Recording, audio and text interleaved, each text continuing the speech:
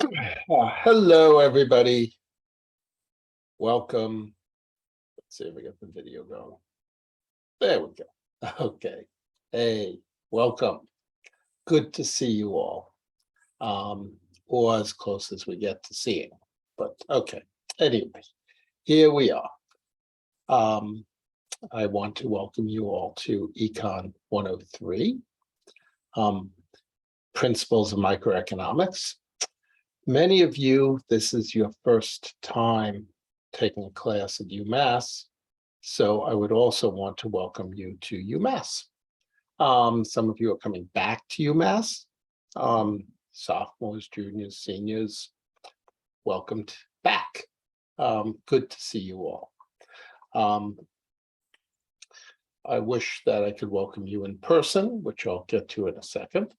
And I wish I could introduce you in person to Corduroy, my poodle, the better part of me. We are very bonded. Corduroy, you want to wake up? No. Unfortunately, Corduroy has learned to go to sleep as soon as I start to talk. Hey, what the hell? Feel free to go ahead and do that yourself. Okay, here are Henry and Bailey, the first student pets that I was sent. They are incredibly cute, both of them, and they match the couch pretty good. First, the most unpleasant part of this, why aren't we meeting in Maha?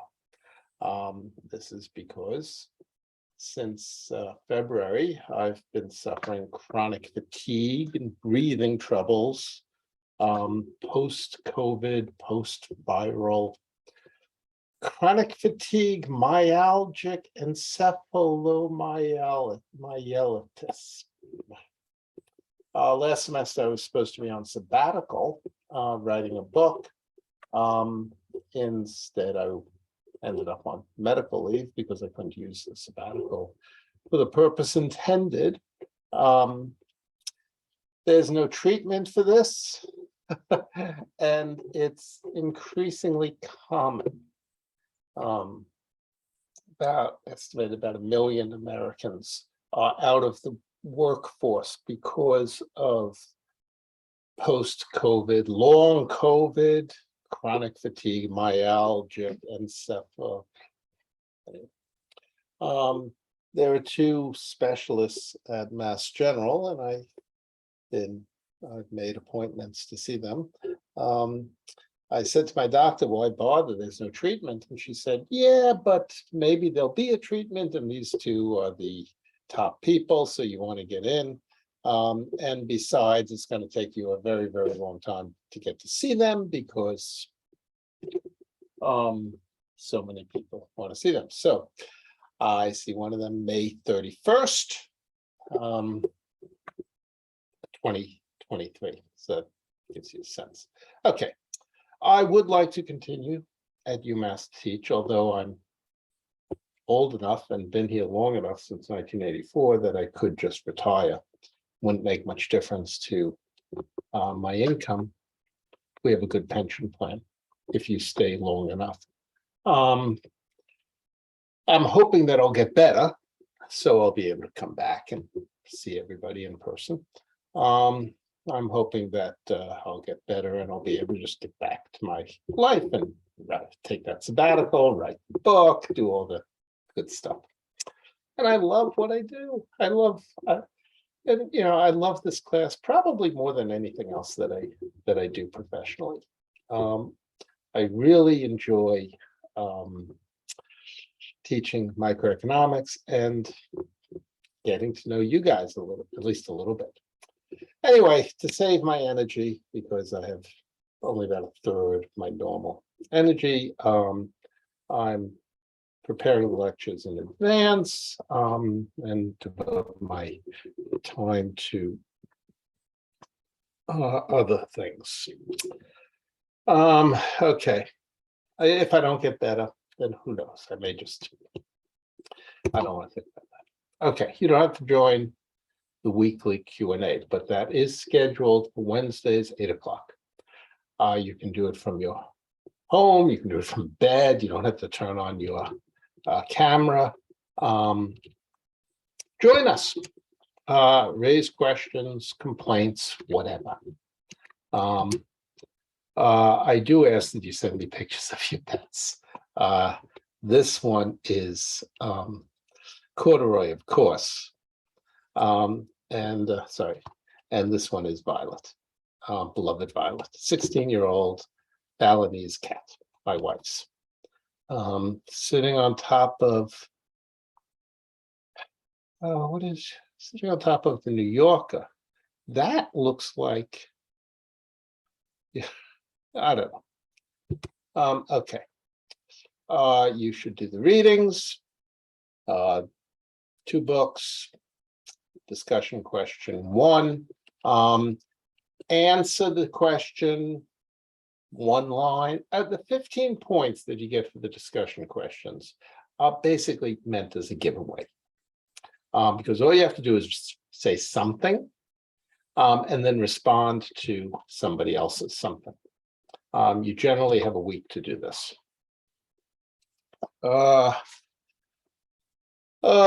Let's see. This is a Corduroy visiting a neighbor. There you see UMass sweatshirt. There's Corduroy. There's Corduroy. Obviously, Corduroy's my guy. Okay. I'll listen to the music. You know, that's way more fun than me. Let's see, what do we have here? Oh, Proud Mary. Oh, this is so cool. This is absolutely so cool. Okay, so let's go back to this. Send me pictures of your pets again. And if you have a horse, there'd be a picture of a horse. And Wilbur. It's hard to wake up. So what the hell, you don't have to wake up. The Wednesday Q&A, come to it, but you don't even need to get out of bed. I have Zoom office hours. Here's where you can sign up. That didn't seem to work the way I meant, but okay. Oh, that's the office hours. Oh boy, I hope I didn't just screw everything up. Okay. And here's the sign up. There you go, you can sign up. Nobody signed up yet. Okay. Back to here. Discussion sections this week. Do go to discussion sections, see your TA. Your TA is the most important person in the class view because your TA does the grading. Yes, here are our animals. There's Pippin. Vitruvia, the snake, is in here, and this is Bodhi. And there's Corduroy's best friend, Murphy. Okay. Hope you had a good break.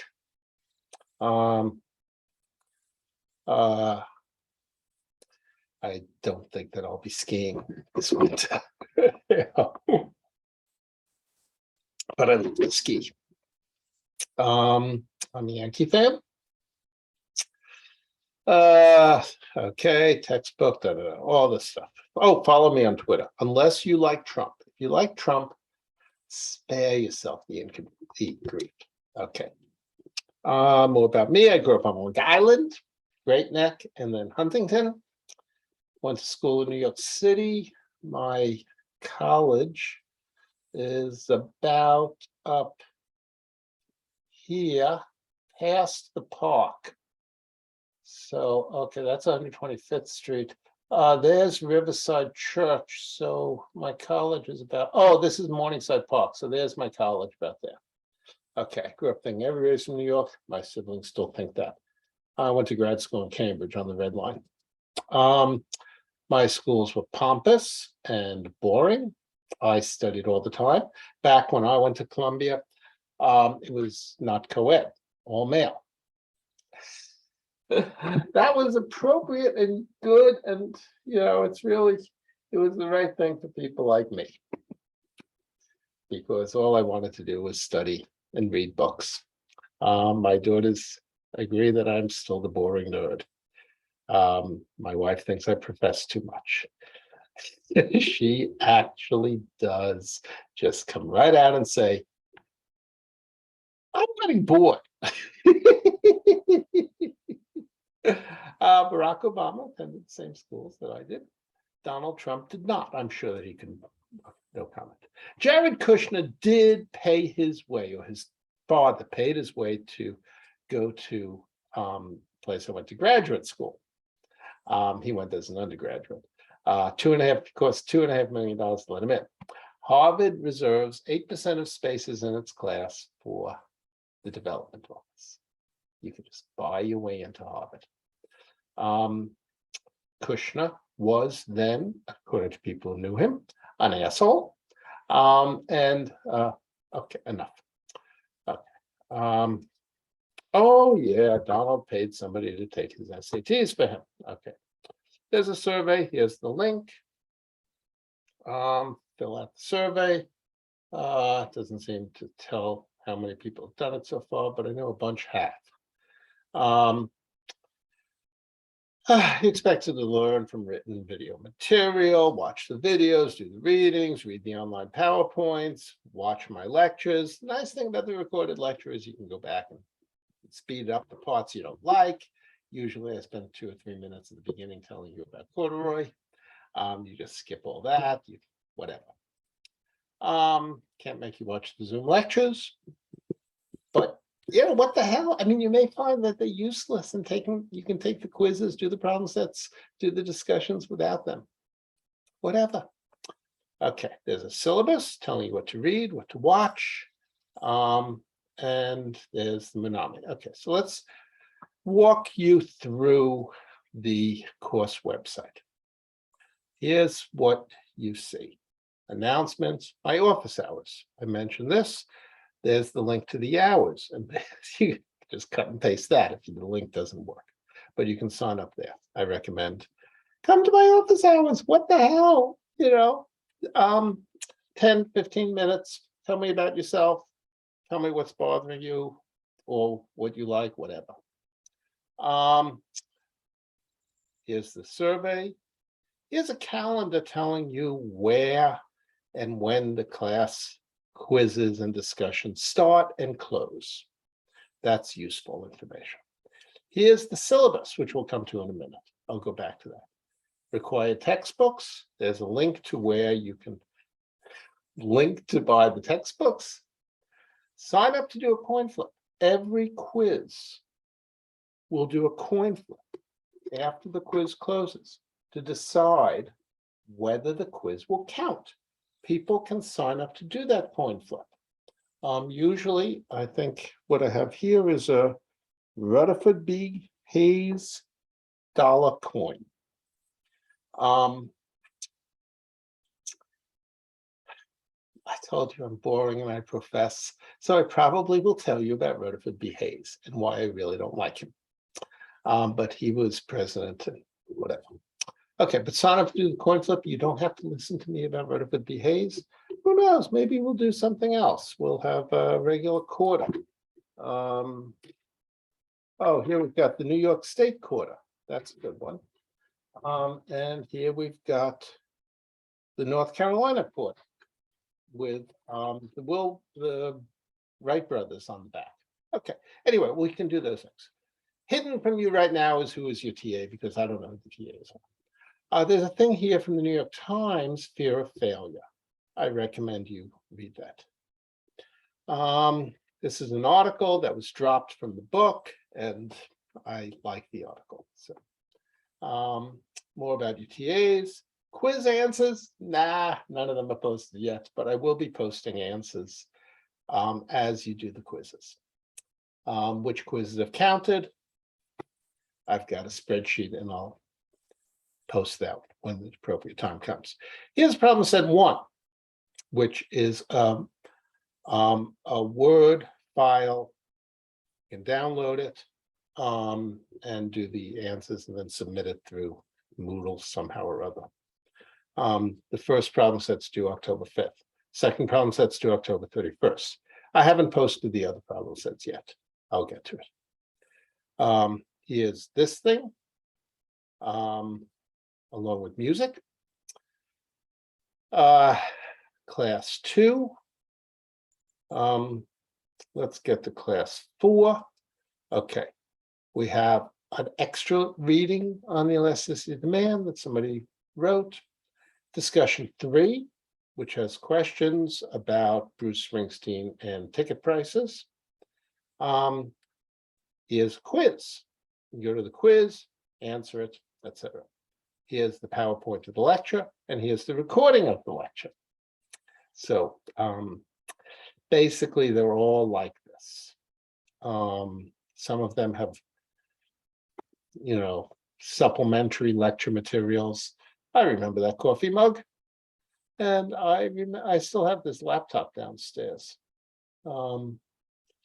That's Smuggler's Notch sticker. That's where we go skiing.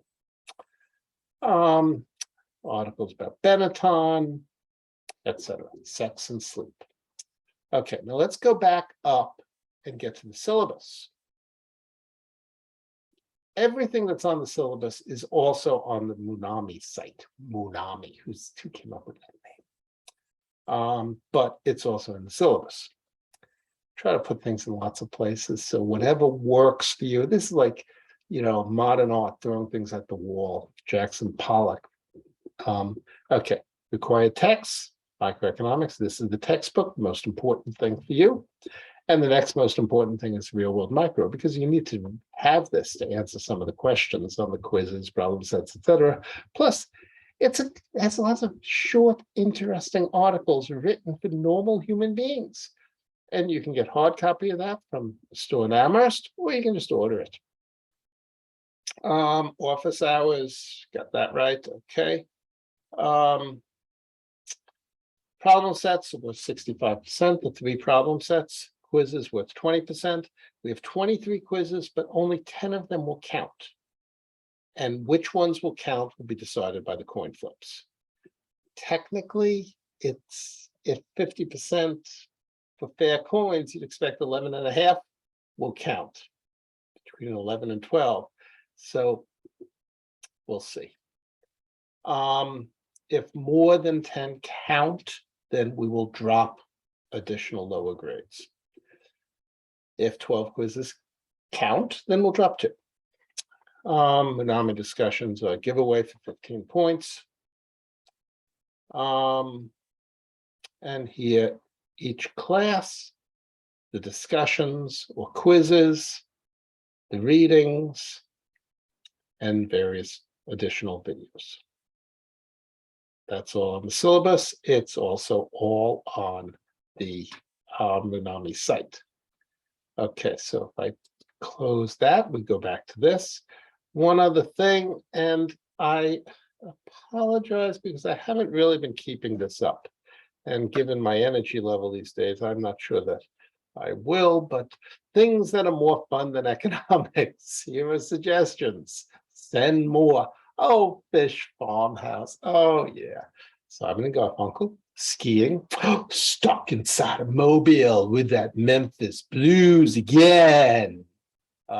Grateful Dead, and then Dylan playing it. God. Hard performing Stairway to Heaven at Kennedy Center. Oh my God, that is the best performance of one of the great rock and roll songs. Sarah Bareilles singing Goodbye Yellow Brick Road. That is really quite good. Oh, the Chicks, Goodbye Earl. God. Yeah, so I really should be adding things to this. And things other than music, maybe. Send me suggestions. Okay, let's see. Do we have anything else of interest here? Various helps. Again, I haven't been keeping this up, but I really should be. Maybe maybe I could get one of the TAs to do this. Also, you guys can send me suggestions for things that would be helpful, and that would be good. Yeah. Sample quizzes from the past. God, I don't think I've really looked at this for 2 or 3 years. So things have changed.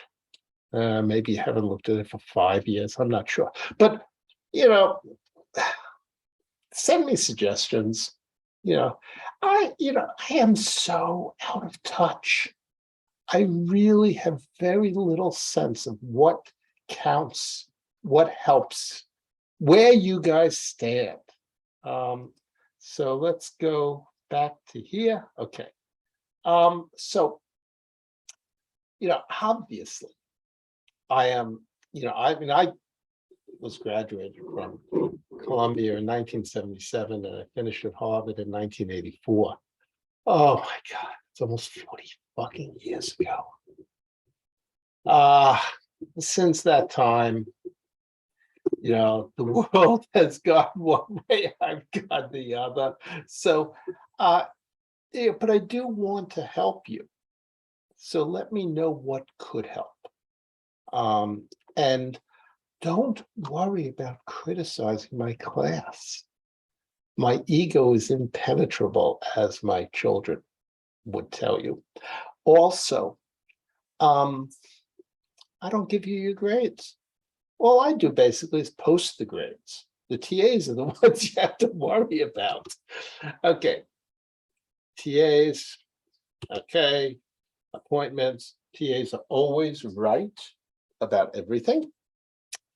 I will be posting who your TAs are. Sections start the first week of the semester. So go there. Sometime 20 to 25 years ago, I realized that nobody was learning anything in my class. That was kind of discouraging. After getting sick for a while, I thought, okay, I got rid of exams. Exams are useless. I don't think you learn from me. I think you learn from each other. So I want to encourage people to work together. Talk about the material. One way to get people to talk about the material is to encourage you to do the problem sets together. That has the added advantage that if two of you work on a problem set and in only one set, make sure both names are on it. Do it only for people in your discussion group. So you have the same TA. That simplifies things. Sometimes grades get lost back and forth. It can be a mess. So try to work together with somebody in your discussion group. If you don't know anybody, what the hell? Notice who seems to be smart and introduce yourself. Ask your TA for help finding somebody. Your TA can match people. Hand in one set of answers. That helps the TA, less grading.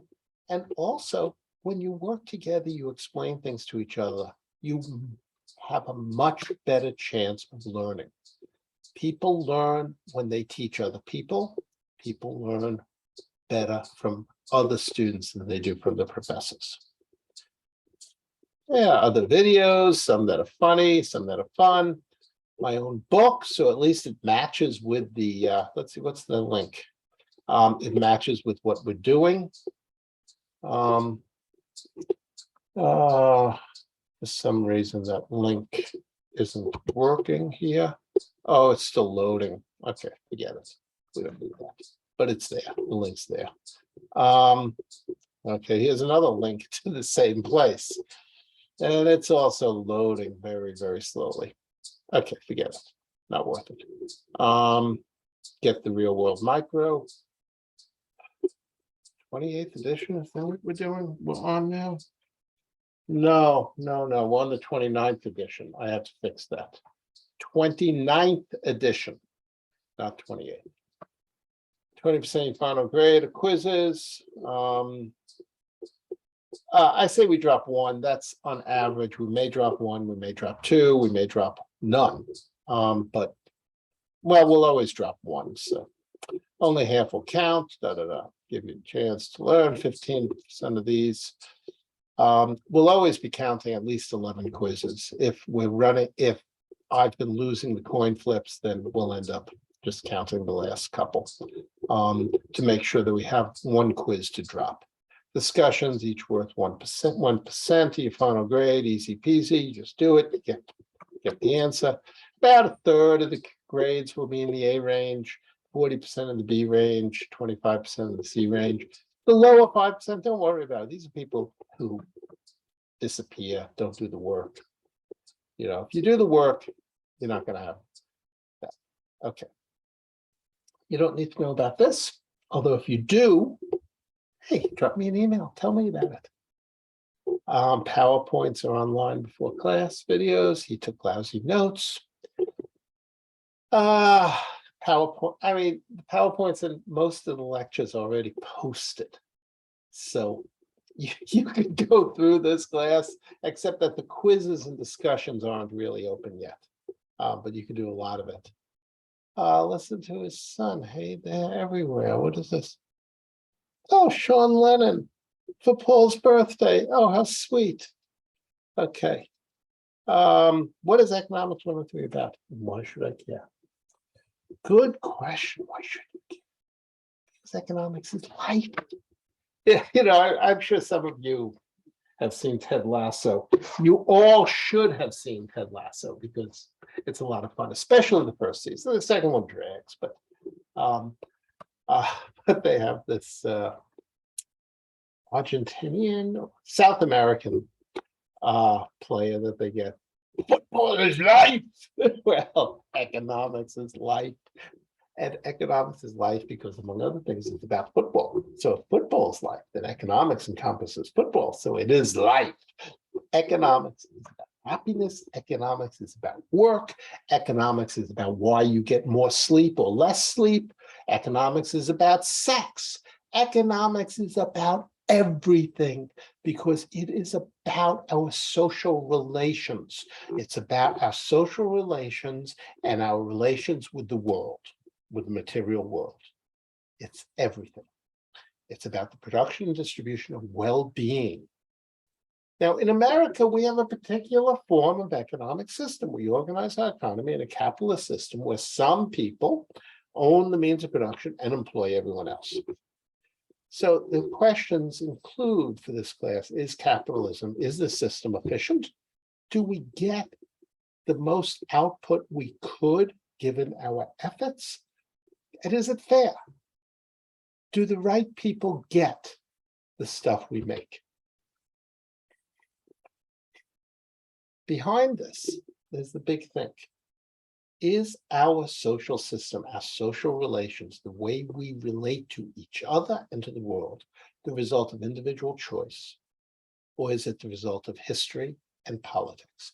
Because if it's about individual choice, then like my decision to drink this coffee, presumably I'm making that decision on the basis of what I think will be best for myself. Those of you who have asthma, which I've developed as part of this whole syndrome, will know that caffeine is a bronchial dilator. So it's good for asthma. My doctor told me that because I noticed that when I drink caffeine, I breathe better. Breathing being a big part of my general syndrome. And she said that, she told me, oh, well, that makes sense because before there was albuterol and these other things. Caffeine was the first asthma drug. Okay, anyway, if I drink this choice, individual choice, then presumably that decision was good. Let's say it's not my individual choice. Let's say there's a law that I have to drink coffee. And this law came about because my late father, who was in the coffee business, he died 40 years ago. But my late father got himself elected emperor and imposed this law. Now, is this good or is it bad? No proper presumption. You know, you may, if you're thinking in terms of people's choices and people's preferences, driving things, the choice side, then you think, well, it's probably bad. It would only be by accident and happy coincidence if history and politics should have reenacted what people would have chosen on their own. Or maybe people don't necessarily realize what's best for them. Maybe people don't drink coffee enough. Maybe people can't get access to coffee. Maybe we need government policies that will, to quote that kind of terrifying line from Rousseau, force men to be free.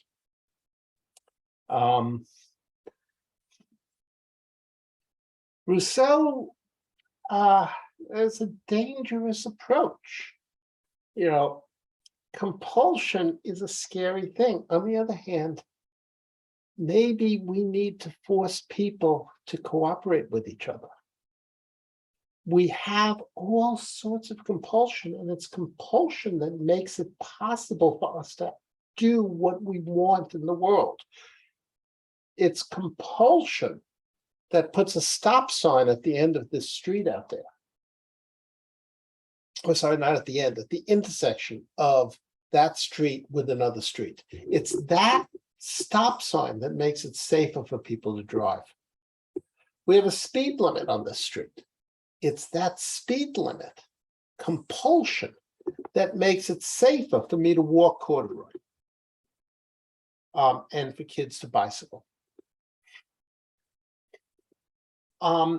Is that the right stop sign? Is that the right speed limit? Well, maybe, it may not be. You know, once we recognize that history and politics are essential constituents of our social system, you know, get away from this choice thing. That's wrong. You know, if you choose to drive 100 miles an hour down the street, that's undermining choice for everybody else. So history and politics are crucial. They make it possible for us to have a functioning society. If we're forcing people to be free, are we doing it in the right way? Or are we doing it in the wrong way? Yeah. That's something that you all have to decide. And we have to, generally, I think it's best if we recognize the role of history and politics, and also, as in all of our social relations, be gentle about it, not be too ideological. Okay. I believe social institutions shape choice and economic outcomes, and therefore these outcomes can be changed by political and social action. What the hell? If Bernie had been elected in 2016, as I had done something to try to make happen, we'd be in a very different place. If Hillary had been elected in 2016, we'd be in a very different place. Maybe you think that Trump's election and Jared asshole Kushner being in the White House was a good thing. Fine. Yeah, but all these things matter. Our economic and social outcomes are changed by political and social action.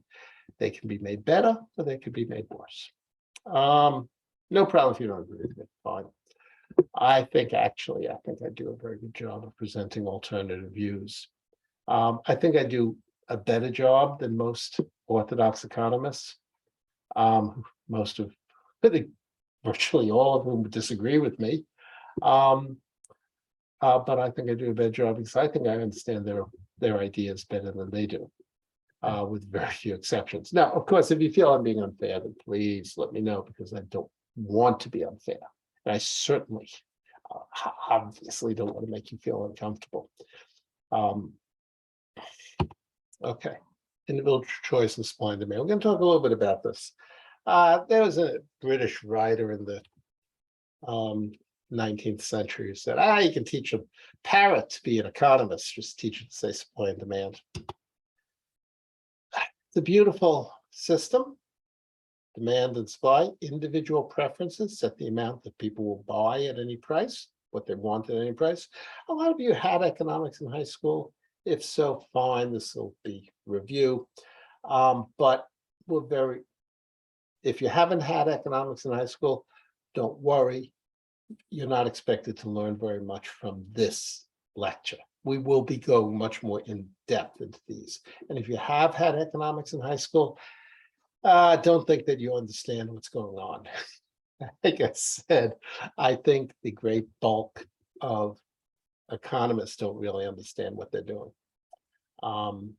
Okay, individual preferences set the amount that people want at any price. Business costs of production set the amount that businesses will supply at any price.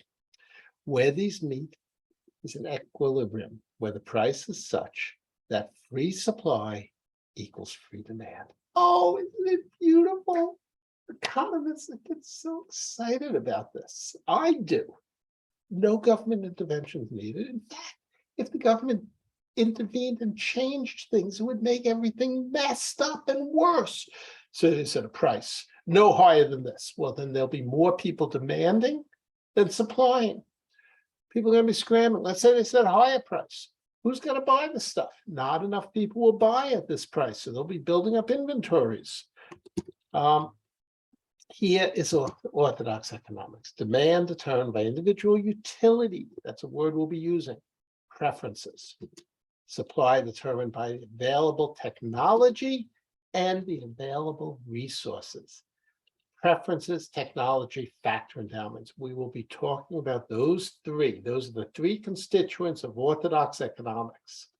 You may have gone through a high school economics class without that being mentioned, because as I said, most economists don't understand what they're doing. Those three things determine everything in the orthodox neoclassical. This is neoclassical economics developed in the late 19th century as a counter to Marxian economics after the publication of Das Kapital. It was very deliberately developed by economists like the American John Bates Clark as an alternative vision to the Marxian model. Remember these, and you'll do well in any class in orthodox economics, which means basically any class in economics after you leave here, including many classes at UMass, because we have orthodox economists on our faculty, as well we should. We believe in having diverse views. Everything comes down to these three things. Okay, price and distribution where preferences meet technology and factor endowments. The poor are poor because they don't have good technology or good endowments. Maybe they're weak, maybe they're stupid, maybe they are uneducated. That could be part of the factor endowment. Rich are rich because they have good technology and or good endowments. Prices are high because of strong preferences or bad technology, short endowments. Everything's explained by these. Isn't it wonderful? I mean, really, all you need are those three things. And you'll sit around with other economists. After you get out of here and get a PhD, you'll sit around with other economists and you'll be talking about, well, was it factor endowments? Was it technology? Curves move because of changing preferences, technology, or factor endowments. Every economic question can answer in this framework. And like I said, set a minimum price, you'll just get excess supply, and then people are going to be scrambling to get rid of, unload all the stuff they have in the warehouse. Now, every assumption here can and will be questioned. Are demand curves and individual preferences exogenous? They come from God, or they produced by businesses themselves? Do demand curves really slow down? What do we want? More when prices are higher? Do supply curves really slope up? Or do you get increasing returns to scale? As you produce more, you can make it more cheaply. Is technology exogenous, or is it something that's developed in response to business conditions? Factor endowments exogenous, or do we discover new resources when we start needing them? And if demand does not slope up, or supply does not slope down, what determines prices? Without an equilibrium, supply and demand do not, that's not to, that's do not set prices in quantities. How are these determined? Administrative or political process? Yeah. And here we get to a real bottom line for this class. A lot of orthodox economics is about why you can't do anything differently. Things have to be the way they are. But that's not how I see things. I think the economy is what we make of it. We construct our social system through our political and our social action. So let's have fun. Let's see what we can do about making a better world. A world with more chocolate for everyone. Yes, we can. Oh, there's another song. Okay. And let's see. Oh, video's blocked. Oh, well. Okay. Too bad. Okay. Friends forever. Let's be friends. Okay. So I'm looking forward to this semester. At some point, I hope to meet you. If nothing else, over Zoom, sign up for office hours, sign up for CoinFlip. Let me know how you're doing. If you can't make my office hours, then we can find some other time. We can always work it out. Okay. Anyway, live long and prosper. If you haven't yet, watch Strange New Worlds and second season Picard. More Star Trek, more happiness. Bye-bye.